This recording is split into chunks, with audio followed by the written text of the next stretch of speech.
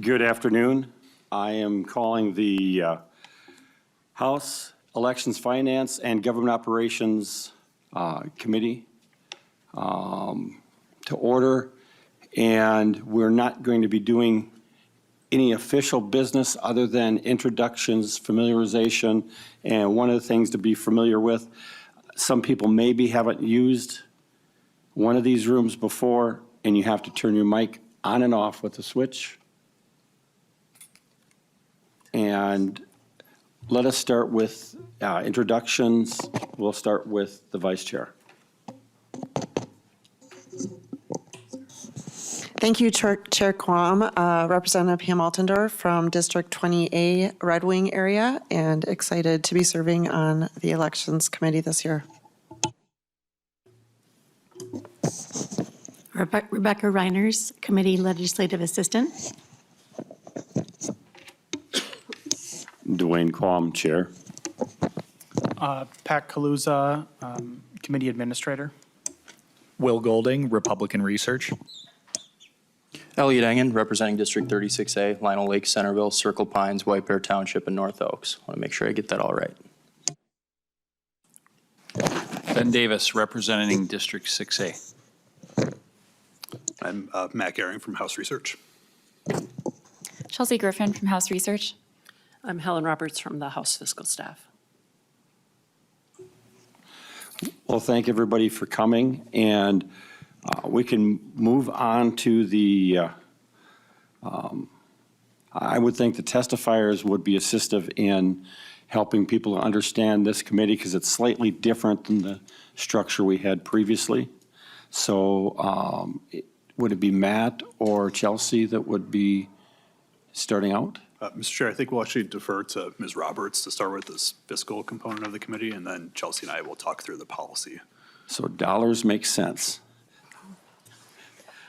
Mr. Chair and members, again, I'm Helen Roberts from the nonpartisan House Fiscal Staff.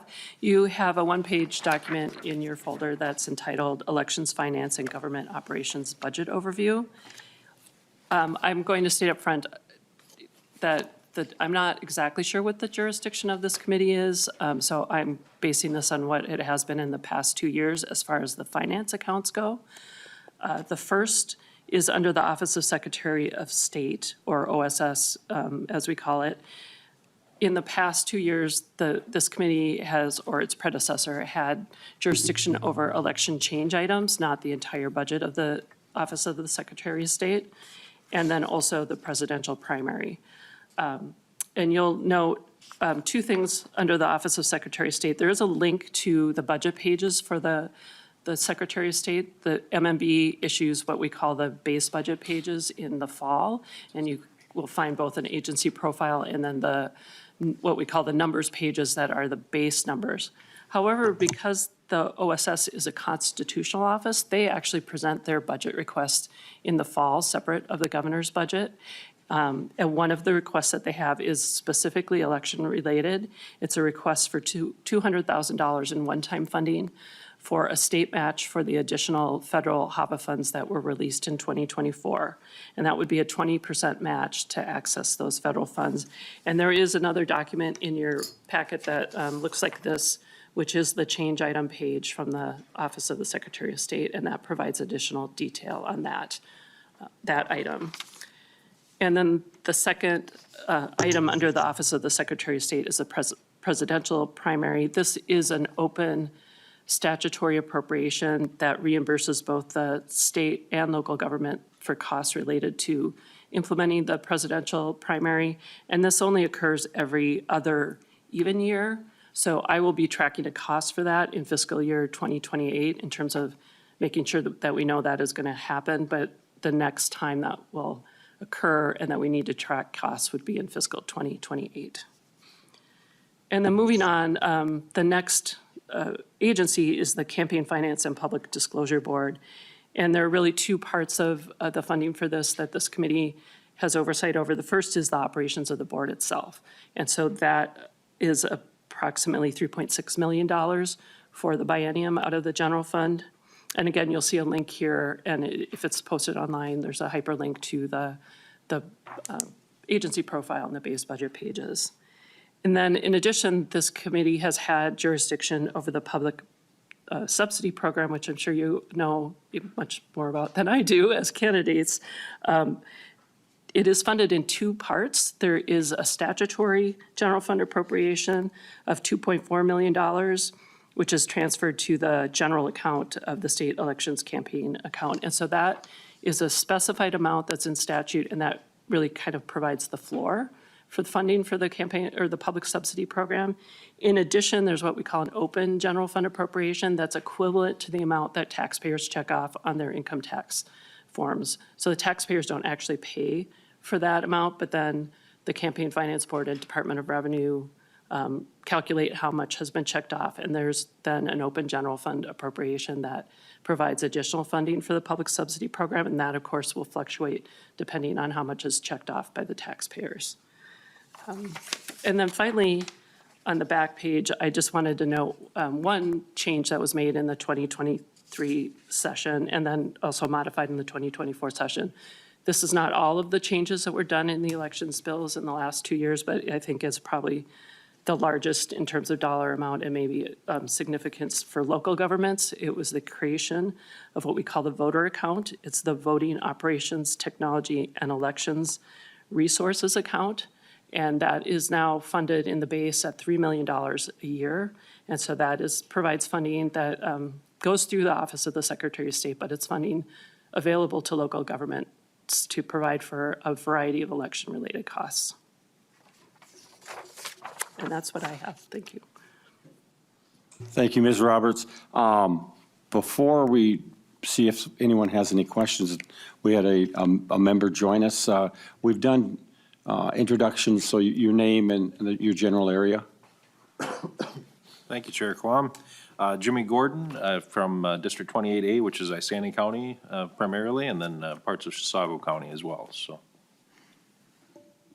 Okay, are there any questions from members for clarifying? Representative Engel. Thank you, Mr. Chair, and thank you so much for that overview. I'm just familiarizing myself with some of the terms here. This is definitely a new area for me, and I'm excited to dive in. But one of the questions I have regarding that $200,000 match, first off, was that something that we received for this go-around, this previous November's elections through HABA, through a grant match fund? Ms. Roberts. Mr. Chair, the federal money was authorized in 2024, and I would have to check on exactly when that happened. And now the Office of the Secretary of State is requesting in this upcoming budget year that the legislature would appropriate $200,000 from the general fund to match those federal dollars. There is, I believe, a 2-year time period for the state to appropriate or raise those matching funds. But if you want more information on the exact timing, I can get that for you.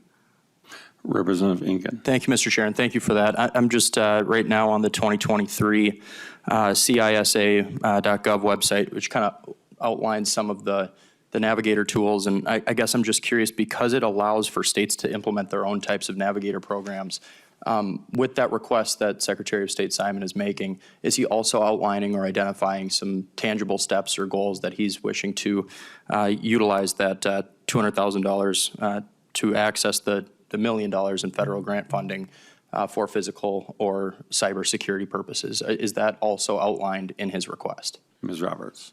Mr. Chair and members, I believe I would have to do a little more research on exactly what the Secretary of State's office has put forward. I just wouldn't leave it at that. I would need to do more research on that. Thank you, Ms. Roberts. And in general, because a lot of people haven't been involved with these areas before, as information comes up, maybe jot down your questions.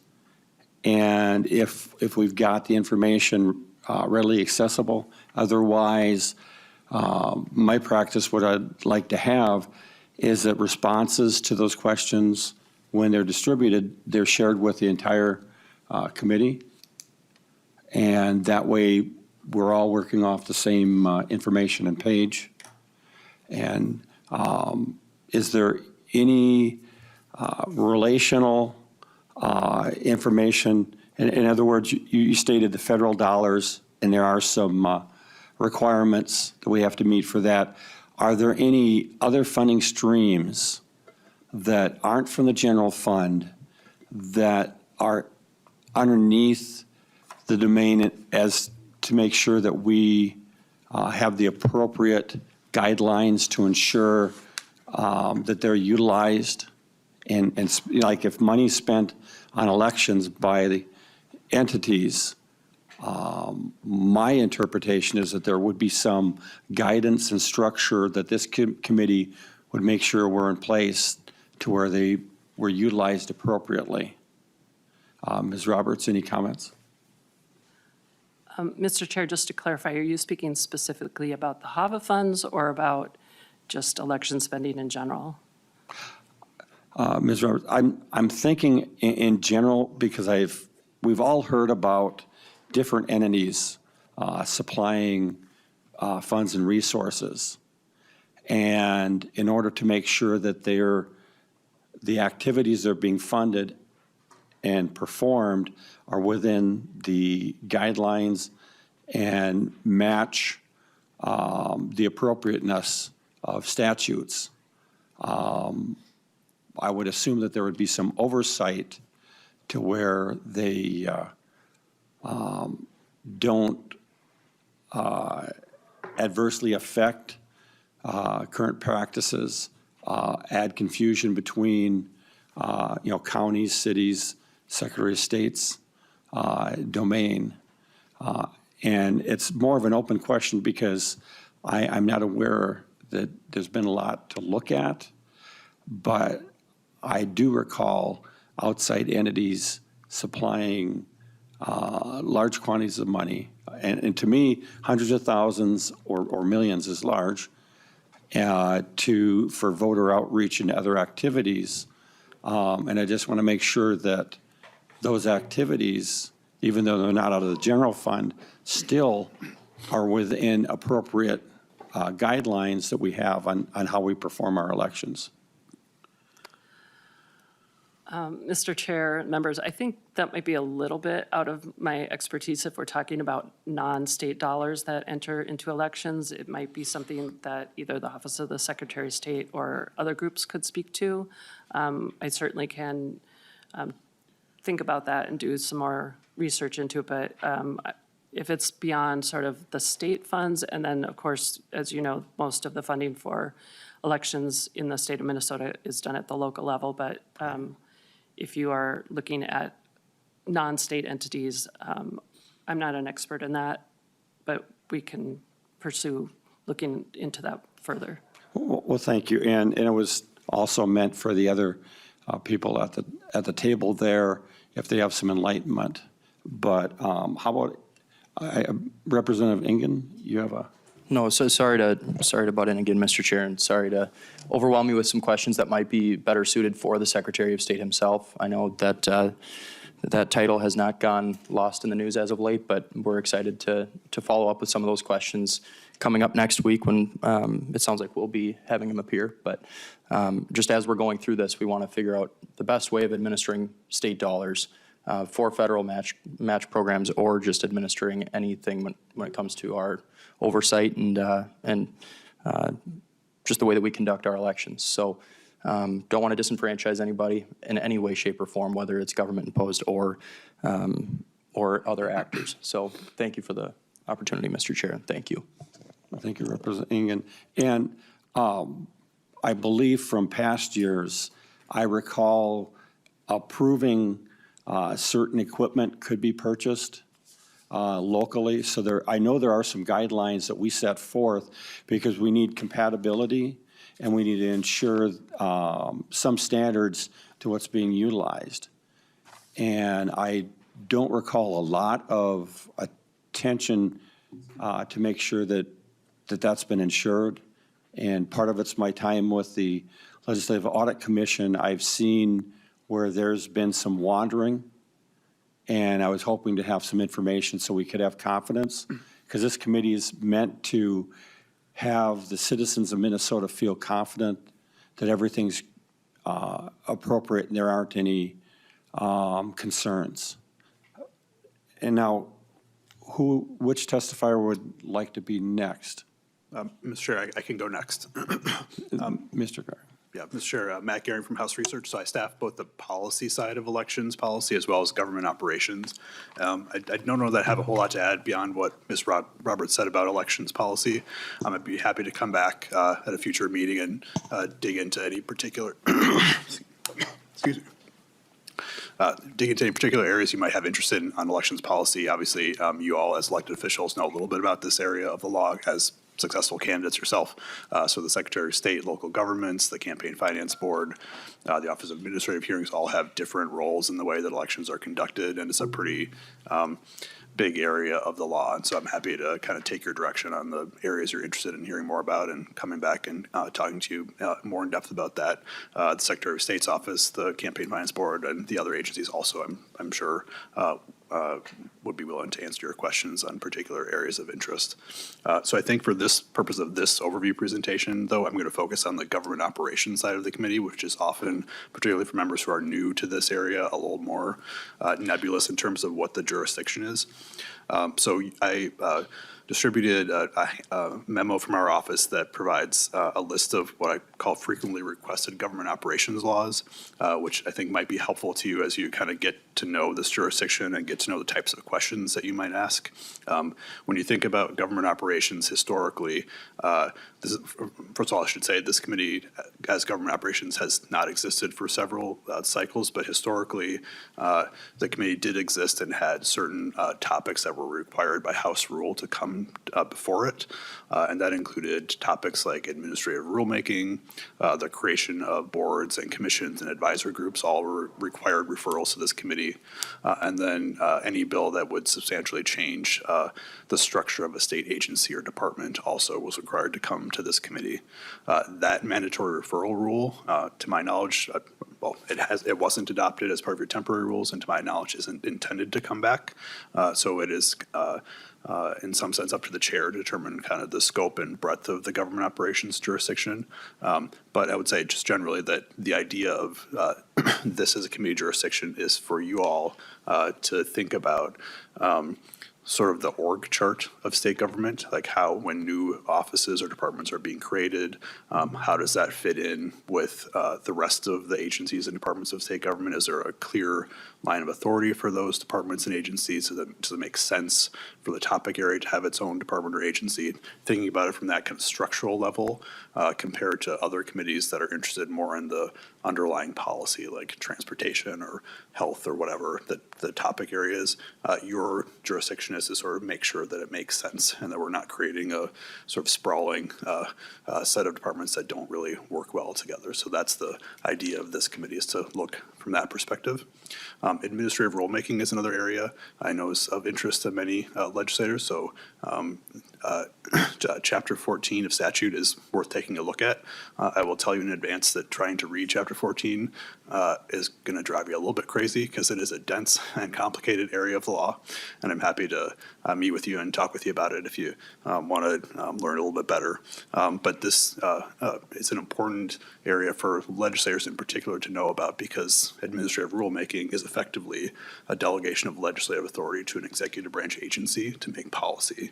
And so part of what you're doing as this committee of government operations is making judgments about what the right balance is. So how much power do you want to delegate to an executive branch agency to make sort of detailed decisions about implementing the law versus how much do you think is appropriate for legislative policymaking and your authority as decision makers for the state. And there's not always a clear right answer in finding that balance, but that's kind of your charge as this committee, is to think about what the law provides for those agencies and how you want to manage the balance going forward. So there's lots of things we can get into with administrative rulemaking, but that's kind of my general comment about that, and happy to talk more in depth about that if you have specific questions.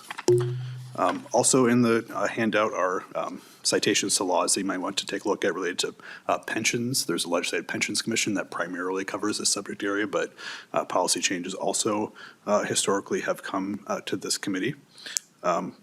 laws related to public employees, so employee collective bargaining and rights of state employees all come through this committee historically. Laws that affect the structure of constitutional officers will come to this committee that are policy-related items, not the finance items. And then I've cited on page 3 also the sort of general laws that govern how boards, councils, and commissions and agencies sort of operate and talk to one another. That's in a series of chapters, primarily chapter 15 of statute. And again, there's a whole lot of detail and nuance in there that I won't go into here, but I'm happy to talk with you about it. State contracting, so the process of agencies hiring outside consultants or entering contracts for services, that's all part of Chapter 16C, and those policy items historically come to this committee. State IT services, Minute is the IT provider for state agencies. Again, policy items, not finance items, would historically come to this committee. Emergency management is listed on the last page, and then maybe most importantly, the last section I have in this handout points you to where you can find various state symbols, information on when flags go at half-staff, sort of days and weeks of recognition. This is for your, these are the kinds of questions that you might get from constituents that want to know how to create a new state symbol or create a new recognition day or something like that. And that's where those things typically come to this committee. And this is where you can find existing examples of those to pull from if you'd like. So with that, Mr. Chair, I'm happy to answer questions about the jurisdiction of government operations if you have them, or follow up at a future meeting with more detail about any particular topic. Thank you, Mr. Gehring. And when I summarize it, the short thing is consistency and compatibility on policies across state government so that we don't have people confused, well, it's done like this over there. Is that sort of a general guideline that is done when we're looking at the different agencies? Mm-hmm. Mr. Yeah, so yeah, you all sort of decide what particular area of concern or interest you have and what questions you want to ask, but that would be a common question that a member of a government operations committee might want to ask is how are the agencies, if there's two agencies doing similar types of programming work, how are they talking to each other? How are they finding efficiencies between the work of both agencies? That goes to what I suggested earlier about sort of thinking of the org chart of state government and how agencies either work together or create silos, and that those silos can sometimes create inefficiencies. And so that typically would be the type of thing that this committee would be interested in. Thank you. And before I go to the members for other questions, one of the things that I've been seeing is that there is not the communication between the different agencies on certain issues. And there have been hearings of where we've looked at maybe there's been concern about fraud or bad acting and et cetera. And there's discussion between the different commissioners during these meetings about having a common way of connecting and identifying so that if there's a bad actor, there's a red flag drawn and the other agencies and departments could find out that and then do due diligence to make sure that there isn't an issue. And I'm looking at where the same entities in over a decade have been flagged for possible fraud or poor management and issues, and it's repeatedly they've been engaged. So is government operations something we could utilize to help the interagency compatibility of sharing information and then the policies for utilizing that shared information? Mr. Chair, yeah, so you as chair have kind of authority to decide what your jurisdiction is and area of focus, but that what you're describing sounds to me like something that would fit in a government operations type of umbrella. I also will mention, I probably should have said this earlier, that just to keep in mind that this committee is sort of a close cousin to state government finance, which would handle kind of fiscal items that relate to state agencies and all the things I just talked about. To the extent that they have costs, those would typically go through the state government finance committee. So there's some overlapping jurisdiction there. But to the extent that, your policies deal with the way that agencies share information or communicate or kind of interact with one another, that traditionally is a government operations function, yes. Well, thank you, Mr. Gehring. Are there any questions from members? Well, thank you. That was very, there's a lot in the abbreviated bullets that you've given us. Just for members, we have invited the Secretary of State next Wednesday. We will not have a meeting on Monday. Normally it's Monday, Wednesday at 1 o'clock in this room. So our next meeting will be next Wednesday at 1 o'clock in this room, barring a session that delays us like it did today. And then Ms. Griffin? Chair Quam and members, for the record, my name is Chelsea Griffin. I'm a legislative analyst with House Research. I was asked to come here today to provide an overview of local government. And that's one of the areas that I do research for with House Research. As you can imagine, local government is a very broad topic. There are countless specific issues that we could discuss that fall under the local government umbrella. Today, in this overview, I'm going to highlight concepts that are covered in some of our House Research publications that relate to local government, and I invite you to ask questions as you have them. I'm going to start out by providing you with a lay of the land of local government. So one of the things I do during interim is I collect local government data, and based on the data that I have in my spreadsheet, there are 87 counties, 856 cities, and 1,778 towns, and then thousands of special districts. I don't collect special district information, but we know that there are many that exist. If you don't know, cities can be classified into 4 different classes of cities: first, second, third, and fourth class, all based on population. There's a statute that describes the population thresholds for each class. Currently, there are 4 first-class cities, 55 second-class cities, 41 third-class cities, and then 756 fourth-class cities. House Research does have a cities classification publication. I believe that I sent that link to Mr. Kaluza for distribution to you all. The version of that publication that we have online now was last updated before the 2020 federal census, and I've been working over the interim to update that publication. So when it is published on our website in the next few weeks with the updated statistics, I will make sure to send it to you so you can review it. The next thing that I'm going to cover is the local government terms and authority. So there's a state and local relations House Research publication that I'd encourage you to take a look at if any of this is of interest to you.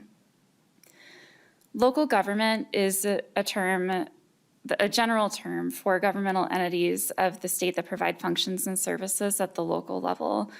It usually refers to counties, towns, and cities, but it can be defined in a statute to have only some of those entities covered within that term, or to include special districts, for example.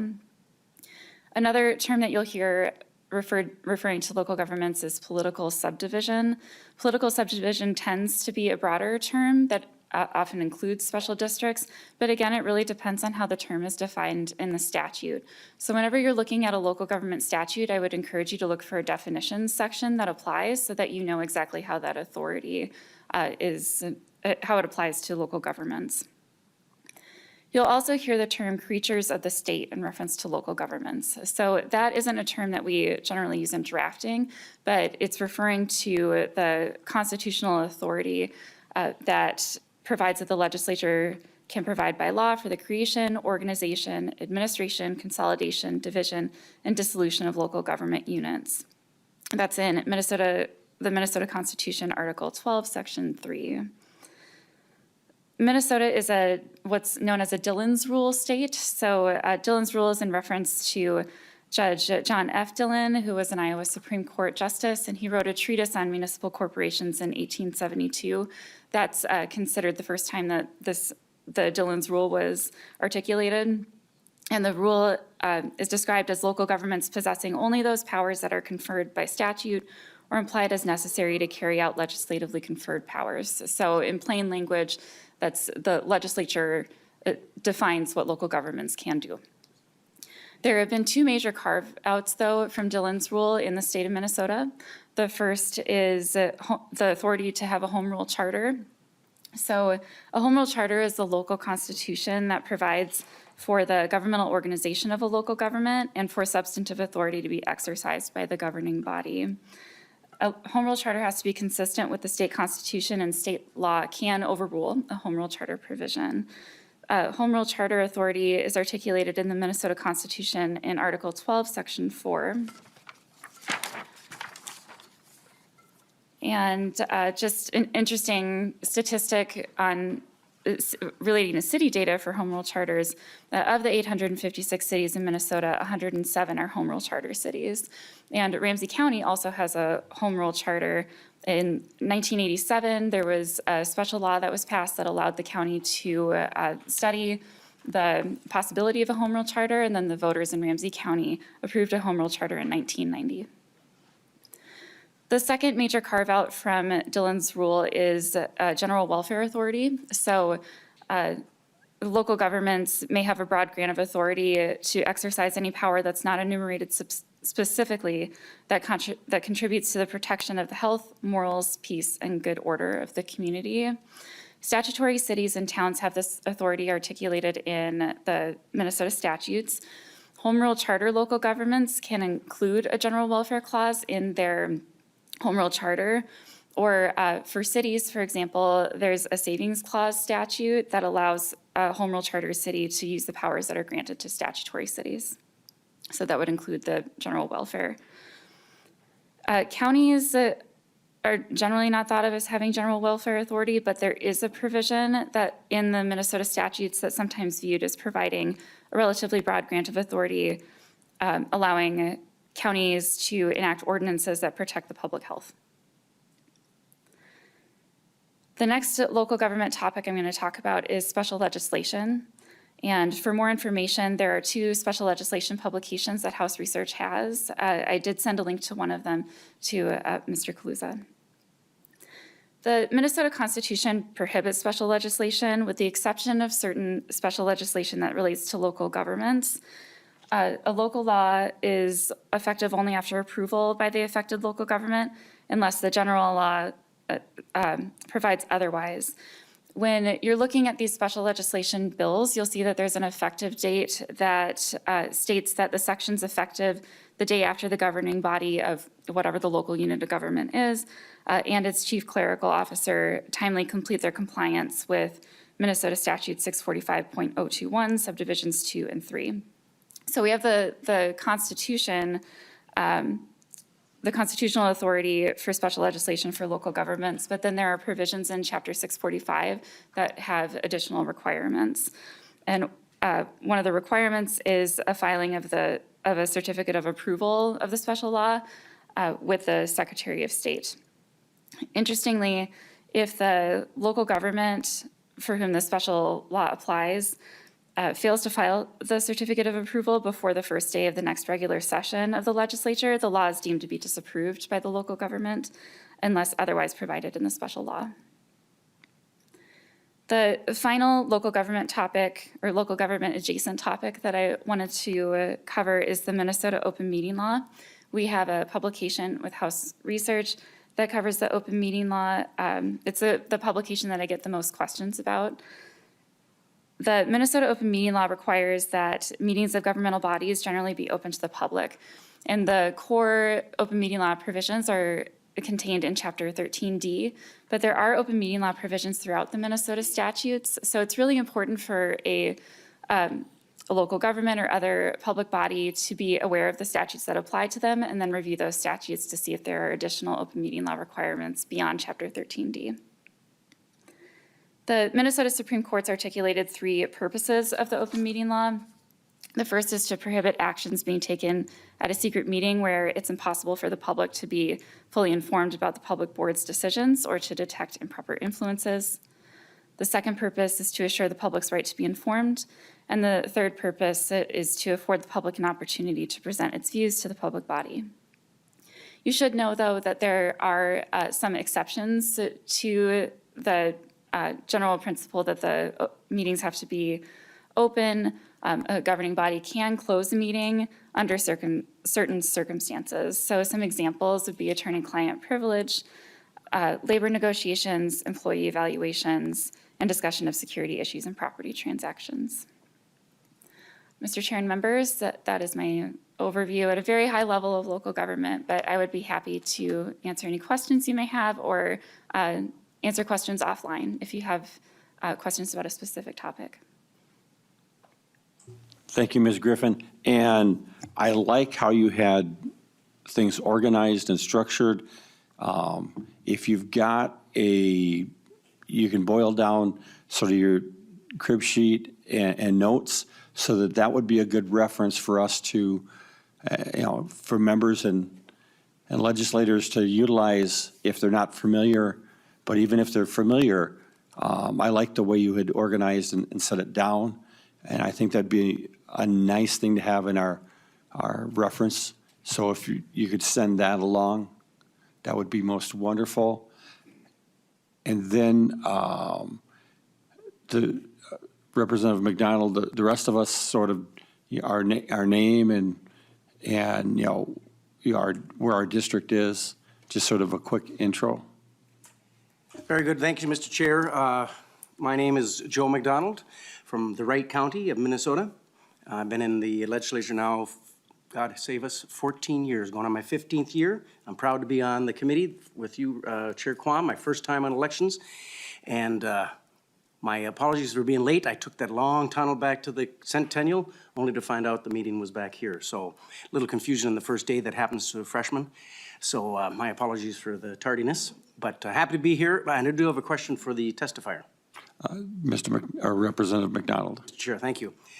Can you remind me, or the body as well, just for an open meeting violation, do we call the Secretary of State, or how does in a small charter city or a county, how does that handled? Ms. Griffin. Yeah, Mr. Chair and Representative McDonald, that's a great question. So there are 2 avenues that are discussed in the publication and in law. So an individual who suspects that there's been a violation of Chapter 13D can go to the Office of Administrative Hearings and request an opinion on the circumstances and whether or not there was a violation. Otherwise, they can go to district court to pursue injunctive relief and penalties. Mr. Chair, thank you. So in a local, it's really a local issue at that point. If it's happening in a town or the county, they go to their local county courthouse. Is that correct? Ms. Griffin. Mr. Chair and Representative McDonald, yes, they would go to the district court let me check my notes so that I'm articulating this correctly. Yeah, as you check that, Mr. Chair. Representative McDonald. Just the reason I asked is because as you testified, it's the most asked questions, and still today I get that asked, and I'm sure you guys do as well, about the open meeting law in our towns and counties. So, and frankly, I, as a mayor, past mayor, I kind of forget where you go when there's a violation and who you report to. So I appreciate the update. Well, Representative McDonald, it has become more complex with social media and the other interaction and communication tools that are out there. And so there may need to be some clarifying or assistive language to help clarify and I'm open if any of the members or it's brought to this committee of how we can update things that have been around for a few decades and connect. And Ms. Griffin, you had a response for his question? Mr. Chair and Representative McDonald, it's the district court where the body is located. Thank you, Ms. Griffin. Any other questions? And yeah, we're getting used to the new session, but we're also getting used to these rooms and where do we go? And I assume that there will be some hiccups here and there, but my understanding is Wednesdays and Mondays will be this will be our room that we'll utilize. And I believe we normally would going from 1 to 2:45. And, you know, if there's something unusual, we'll communicate, but I look forward to seeing you. Now, was Mr. Sullivan, I know he's listed as a testifier. I didn't know if he was here. Sure. Colby Sullivan staffs the State Government Finance Committee, so he and I will sort of overlap on some of the government operations topics, but he didn't intend to testify today. Thank you, Mr. Griffin. And now, members, if you've got questions, you know, communicate. And what we'll try and do is have some direction as to which nonpartisan staff are best, but have it run it through the CA. And my goal is to, if there are questions, try and have that communicated, the responses across the members, because the more we hear and see the same stuff, we'll understand what the debate or the issues are. And if, you know, offline, if you want to query, I've come, as a freshman, I was on GovOps, which was our abbreviation of government operations. And so I have seen a little bit of an evolution of flavors of the committee. But if you've got a bill or a question, you've got constituents that have an issue, you know, communicate it, and we'll see if we can work it in, you know, talk to the nonpartisan staff and see if we put it on an agenda. If you've got bills, I haven't seen any list of bills referred to yet, but that'll be coming, and there'll be, I assume, several hundred bills are probably going to be, over the next few days, come through. Give us a heads up if you got a bill that's you think is going to be coming to this committee. My hope is that we can work together to pinpoint the areas where there are concerns and then talk and come up with solutions and have the bills. We'll probably have at least a couple of vehicle bills in place in order to be able to address things towards the, you know, after deadlines or towards the end of session. Representative Engen? Thank you, Mr. Chair, and thank you to our nonpartisan staff. I know that coming into this, elections and government operations, that's such a broad brush, right? And so parsing that out, figuring out kind of the different areas that we'll be touching on and discussing in this committee, that's we're still learning that part, kind of building the plane as we're flying it. But I really appreciate you guys being here, and thank you, Mr. Chair, for allowing us to answer some very brief kind of baseline 30,000-foot view questions. So I appreciate you guys. And if nonpartisan staff or people in the audience have questions, the committee site should have contact information. And what we'll try and do is have the committee administrator, the CA, sort of coordinate that. And because he's focused on this topic and area. Since I'm not seeing any other activity, questions, or query, I want to thank the testifiers for helping us understand. And if you have other documents, I know in research, you probably have, if new people come in, you've got a reference document, sort of a background of what the different areas are, or it's been referenced, there are these publications. If you can let us have that list, we'll try and build a reference, because I know we've got some newer people that are going to learn, and that way we can read up ahead of time.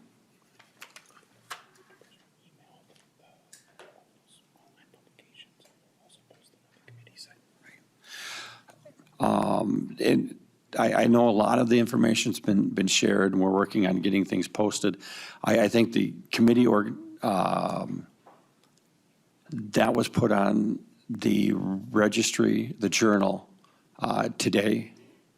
And so I'm hoping in the next few days, things are firmed up, and that any members that aren't here will then have a good reference to build from. But I'm open if members or staff have some questions. If you hear a peculiar question during the discussion and you check something, let me know if we're confused. Government is not always straightforward and as understandable as it should be. And the complexities of local government and their interactions cause a lot of letters to the editor. And so we're here to solve stuff, and I'm here to listen and then interject a little bit.